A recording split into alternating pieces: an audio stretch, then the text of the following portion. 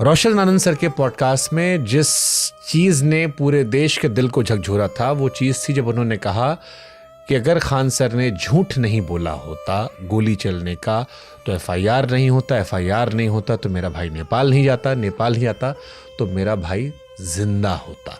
सब कुछ छीन लिया गया खान सर के एक झूठ से।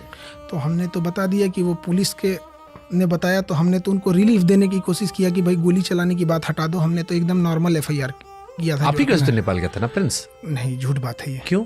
एक हम आपसे सवाल पूछते हैं, पूछे कि हम एक बयान देते हैं कि गोली चली है 8 से 10 राउंड और पड़ोसी ने गोली चलाई है बिना किसी के नाम लिए, तो 5 लोग देश छोड़ के क्यों चले गए?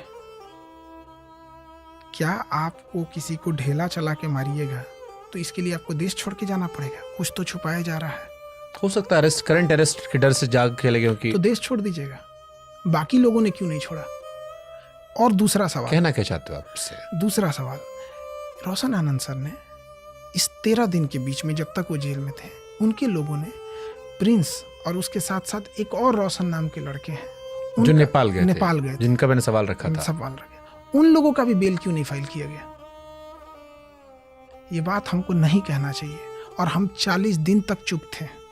लेकिन अगर आप किसी पे झूठा आरोप लगाइएगा बिना प्रूफ के तो इंसान अपने बचाव में तो करेगा कुछ। क्या कहना चाह रहे इस बात से? कह के आप देखिए, ये बात बोलना नहीं चाहिए। बड़ा कठोर हृदय करके आदमी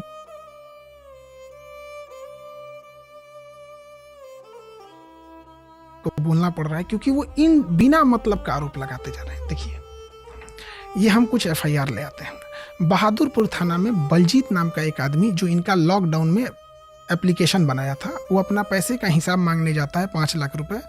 तो यहाँ पे देता है रोशन आनंद, प्रिंस और उनका जो एक और रोशन जो नेपाल में है, उन लोगों ने इनको अगवा किया और इससे 5 लाख रुपए स्टैम्प पेपर पे लिखवा के साइन करा लिया। अब ये थाना है, इस पे एफआईआर है और ये उन पे धाराएं हैं 323, 332, 342, 365। ये 365 किडनैपिंग का होता है और यहाँ पे इन्होंने एफआईआर है। अब ये एफआईआर है, हम यहाँ पे लगा देते हैं, लोग को देख लीजिएगा, ये पुलिस का एफआईआर है, मेरा नहीं। और ये घटना 2021 की है। अब इसके बाद एक बहुत उटपटांग घटना होती है एक महिला के साथ।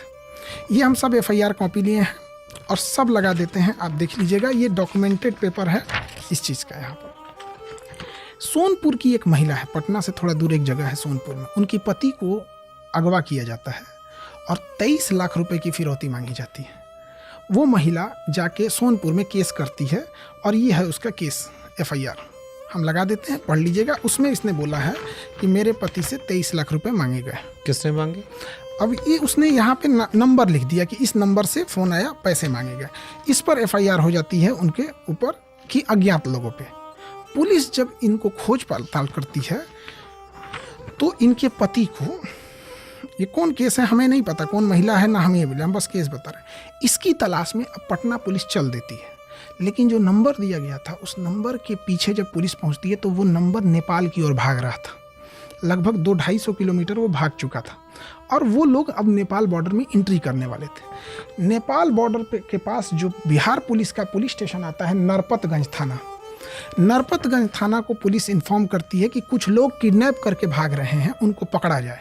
तो पुलिस की टीम एक और पटना सोनपुर से निकली थी, एक नरपतगंज थाना से निकली थी। वहीं पे नेपाल बॉर्डर के पास पकड़ लिया जाता है, थोड़ी दूर अररिया जिला में। उस महिला के लिए जब पकड़ा जाता है ना, तो उसमें प्रिंस मिलते हैं और 6 लोग मिलते हैं। देखिए, हम 6 लोगों का नाम बता रहे हैं। ये आपके दर्शकों को लगा देते हैं। इसमें 5वां नंबर रोशन और 1 नंबर प्रिंस का, ये लोग मिलते हैं। ये रोशन कौन है? ये जो नेपाल में गए थे उनके साथ, जिनको ये कहते हैं मेरे भाई के जैसा है। तो इसमें 5 लोग पकड़ाते हैं। विक्की कुमार पकड़े जाते हैं, सुनील कुमार पकड़े जाते हैं, मुकेश कुमार पकड़े जाते हैं, अंकित कुमार पकड़े जाते हैं, रोशन कुमार पकड़े जाते हैं और प्रिंस कुमार, उम्र 21 साल, पता हो गया यहाँ पर, ये जिला सुपौल हो गया और ये उनका पूरा डिटेल है। अब पुलिस क्या करती है, जब इनकी जांच करती है तो इनकी स्विफ्ट डिजायर गाड़ी से वो इंसान जिसकी किडनैपिंग हुई थी वो पकड़ा जाता है। पुलिस इस केस में उनको ढूंढ रही थी। यहाँ पुलिस का कहना है, देखिए यहाँ पर पुलिस का कहना है, आप पढ़िए, कि प्रिंस कुमार के पास से उनके बाईं कमर में सिक्सर पाया जाता है, देसी सिक्सर। क्या होता है देसी सिक्सर? पिस्टल सिक्सर, बंदूक की कैटेगरी हो गई, पिस्टल से पाया जाता है। उसके अलावा देखिए, जो इन्हें जिनको ये कहें कि मेरे भाई जैसा है रोशन, रोशन के पास से देसी पिस्टल पाया जाता है। यहाँ उनके जेब से पिस्टल मिली और जिंदा कारतूस मिलता है। और यहाँ देखिए स्विफ्ट डिजायर गाड़ी मिलती है, ये पुलिस का है। नेपाली दिल वाले नेपाली शराब, नेपाल की एक शराब है दिल वाले शराब, शराब की 6 बोतल मिलती है। 6 लोग रहते हैं, 6 बोतल मिलती है। पुलिस इन पे एफआईआर कर लेती है और इस पर जो धारा लगती है, इतनी खतरनाक धाराएं हैं। इस धारा में एक बिहार में शराब बंद है, नेपाल का शराब आता है, उसकी धारा लगती है, किडनैपिंग की धारा लगती है और आर्म्स एक्ट लगता है। आर्म्स एक्ट में उम्र कैद की सजा होती है, हम ये लगा देते हैं। नरपतगंज थाना है, एफआईआर संख्या 503/23 है। एक मृतक व्यक्ति के बारे में आप ये बातें क्यों बता रहे हो? क्योंकि उनको पुलिस दूसरे केस में भी ढूंढ रही थी। ये घटना था। इसके साथ साथ चीज़ें जब ऑनलाइन हो गई हैं तो आपके ऊपर कितने केसेज हैं, ये सारे निकल जाते हैं। तो वही हम कह रहे हैं कि जो एफआईआर कन्हैया कुमार ने किया तोड़ फोड़ का, वो इतना बड़ा एफआईआर नहीं था कि देश छोड़ के जाना पड़ेगा। ये वो एफआईआर है जिसकी वजह से देश छोड़ के जाना पड़ा। और अगर वो बेल मांगते जज से कि हमें बेल दे दिया जाए, तो जज साहब पैरा 3 में लिखवाते हैं। जब बेल फाइल करते हैं तो उसका एक पैरा 3 होता है कि आपके ऊपर कोई पुराने मुकदमे तो नहीं है। जब ये आर्म्स एक्ट, उम्र कैद की सज़ा होती है आर्म्स एक्ट में, किडनैपिंग और नेपाल की शराब जो बिहार में बंद है, अगर ये देते तो क्या जज वहीं खड़े खड़े जेल भेज देते? यही रीज़न है कि उन लोगों का बेल नहीं फाइल किया गया। और इतना ही नहीं, एक और केस होता है उसके बाद। पटना में ही कदम कुआं थाना में कोचिंग से थोड़े दूर पे एक दुकानदार होता है। उस दुकानदार के ऊपर लोग रंगदारी मांगने जाते हैं। उसका केस संख्या 445/23 2023 की घटना है। वो लिखवाता है कि उस पर पैसे मांगेगा, उसके लड़के के ऊपर गोली चलाई गई, वो बैठ गया तो गोली दीवार पे लगती है। उसके एक दुकान से 30,000 रुपये लूटा गया, दूसरे दुकान से 18,000 रुपये लूटा गया और कहा गया कि 5 लाख रुपए हफ्ता के लिए। इस पर भी आर्म्स एक्ट है और गोली चलाने का आरोप है। सर इतना बड़ा, तो पुलिस इन सारे केसेज में ढूंढ रही थी। और एक प्रूफ दिखा सर, हमारी नज़र में रोशन सर की, उनके परिवार, मतलब उन्होंने जो हमारी बातचीत रही, उन्होंने कहा वो सीधा साधा व्यक्ति था। अब वो इस दुनिया में नहीं है, ये सारी चीज़ें आ रही हैं। मुझे ये भी नहीं समझ में आ रहा कि मैं इससे बात करूं या ना करूं।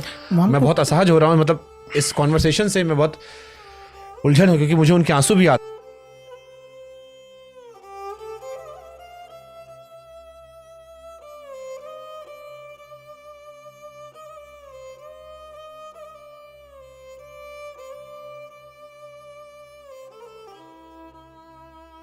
रहे हैं, उनका भाई नहीं है इस दुनिया में। हम खुद जहां संवेदना है, हम वहां संवेदना कर रहे हैं। यदि वो हमारे पे झूठा आरोप लगाएंगे तो आप बताइए, हम हकीकत बताएं या उस आरोप को सह लें? ये अखबार की कटिंग है जिस पे लिखा गया है दुकानदार के बेटे पर ताबड़तोड़ फायरिंग और 50,000 रुपये लूटा गया। इसमें नाम पढ़ लीजिए, हम नाम लिख दिए हैं, आप पढ़ के खुद बता दीजिए। अखबार की कटिंग है, किसका नाम है, हम हाईलाइटर कर दिए उस पर। भांजा रोशन और प्रिंस कुमार। ये कौन है? गोली चलने का आरोप है। अब जो उनका कहना है कि पुलिस मेरे सामने गुंडों की तरह बिहेव किया, पुलिस ने मेरे साथ बहुत दुर्व्यवहार किया, क्योंकि पुलिस को ये सारा केस पता है। पुलिस को सारा केस पता है। पुलिस सामने आके नहीं बोलती, अलग बात है, ये सारा केस छुपाया गया है। आप ये कह रहे हो कि देखिए, अगर पुलिस इनके 2 किडनैपिंग को, एक किडनैपिंग जो नेपाल ले जा रहे थे और एक बलजीत की किडनैपिंग को, अगर पुलिस सीरियस नहीं लेती है तो पुलिस अच्छी है। अगर इनके आर्म्स एक्ट पे पुलिस एक्शन नहीं लेती है तो पुलिस अच्छी है। ये मुंबई स्टाइल में अगर दुकानदार से 30,000 और 18,000 लूट लेते हैं तो पुलिस अच्छी है। पर इनको लूटने उटने क्या जरूरत? अब ये तो आप वो बताएंगे ना। आप बताइए, ये सब जब करती है तो पुलिस अच्छी है, लेकिन पुलिस जब मामला हाईलाइट हो जाता है और ये सारे केस को खोज देती है तो पुलिस खराब हो गई। ये सारे कारण थे जिसको उन्होंने छुपाया। यही वजह है कि वो अपना बेल फाइल किए, बाकियों का नहीं। हम भी अपने स्टाफ, हम अपने 3 स्टाफ और 2 गार्ड का बेल फाइल किए कि नहीं किए? उन्होंने क्यों नहीं फाइल किया? क्योंकि पैरा 3 में ये सब लिखना पड़ेगा और ये पब्लिकली आ जाएगा। ज़रूरी नहीं कि जब मीडिया एक तरफा सुनेगी तो आप उसी को मानेंगे सही। और एक चीज़ वो बहुत बड़ा गलत छुपाए हैं, हम बताएंगे आपको। प्रिंस के बारे में सुन के रो दीजिएगा सर। आप प्रिंस को नहीं देखे थे, इतना होनहार, इतना हट्टा कट्टा मजबूत था, आप रो दीजिएगा। अभी हम एक चीज़ सर, मेरा दिल ऑलरेडी भर आया है ये सब सुन के कि मतलब एक तो वो इस दुनिया में नहीं है, मुझे उस व्यक्ति के लिए, उनके भाई के, उनके माता जी के लिए संवेदना है, फिर मैं ये सब सुन रहा हूँ, फिर मैं आपको भी पूरा गलत नहीं ठहरा पा रहा हूँ। अगेन हम कह रहे हैं उन माता जी को कि माता जी आपको गुमराह किया गया और प्रिंस के जो संगति रखी गई इतनी गलत। और अभी भी हम कहते हैं रोशन जी अगर इस बात को एक्सेप्ट कर लेते ना कि उनके दोस्तों ने मिर्गी की दवा खिलाई, जबकि उन्हें पता है कि उनके दोस्तों ने मिर्गी की दवा खिलाई, मिर्गी नहीं था प्रिंस को, ये छुपाया गया। हम अभी बात बताते हैं आपको। इन्होंने पुलिस पे दुर्व्यवहार का आरोप लगा दिया। पुलिस ऐसा क्यों की? क्योंकि इतने केसेस थे। फिर ये कहें, आरोप लगाते हैं क्या कि 10 करोड़ रुपया मैंने खर्च किया है, जिस पर इन्होंने कहा कि 50 लाख रुपया हमने थाना अध्यक्ष को दिया है। थाना अध्यक्ष को 50 लाख रुपया मिलता, 2 मिनट में लिख देता कि इन्होंने गोली चलाया है। हमको इतना सफाई देने की जरूरत ही नहीं पड़ती। थाना अध्यक्ष पे होता तो थाना अध्यक्ष केवल मेरे गार्ड पे FIR लिखता, मेरे पे नहीं लिखता। अब बताइए 10 करोड़ में से 50 लाख तो ये थाना अध्यक्ष को बता दिया, बाकी के 9.5 करोड़ का हिसाब वह दिला दीजिए। वो जिसको मन आ रहा है उसको आरोप लगा रहे हैं। राज्यपाल, DGP, IG, SP, सब पे आरोप लगा रहे हैं वो। आपने पता करा है प्रिंस की डेथ वहाँ क्यों हुई? देखिए, क्योंकि इल्जाम आप पर था कि खान सर ने मरवा दिया था। हाँ, एक चीज तो क्लियर हो गया कि वो नेपाल क्यों गए थे।